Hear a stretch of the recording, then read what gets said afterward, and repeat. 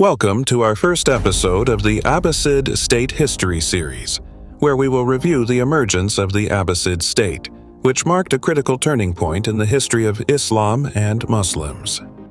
The Abbasid state was established after the collapse of the Umayyad state, and was known for its great achievements in the fields of science and culture, as well as the strength of its organization and the stability of its policy in the face of challenges. But how did the Umayyad state fall? And what are the factors that led to the end of this era and the beginning of a new era under the rule of the Abbasids? The fall of the Umayyad state. Factors of its weakness.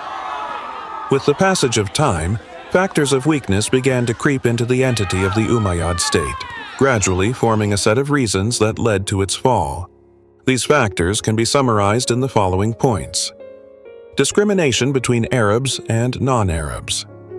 The Umayyad state relied on racism and ethnic discrimination, as it favored Arabs over non-Arab Muslims, Mawali, which caused waves of discontent and resentment, especially among non-Arabs who felt discriminated against and excluded from important privileges and jobs. Tribal tensions. Conflicts between Arab tribes increased, such as the ongoing conflicts between Qais and Yemen.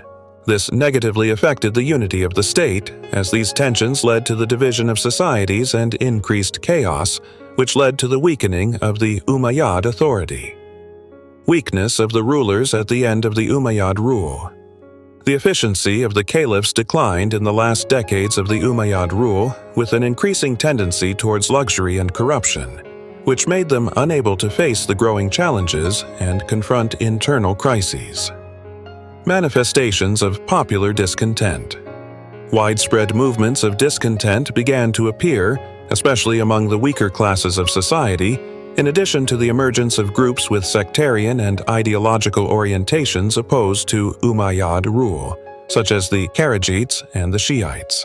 These movements led to increased destabilization and weakening of the state from within. The emergence of the Abbasid call. With the increasing weakness of the Umayyad state, the Abbasid call began to take shape, as this call was surrounded by complete secrecy and a smart strategy that included highly efficient planning and organization.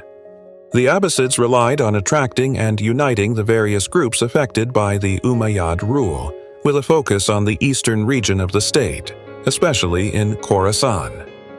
Abdullah bin Abbas and his descendants, known as the Al-Abbas family, played a prominent role in establishing this movement, which revolved around the idea of returning the caliphate to the prophetic house.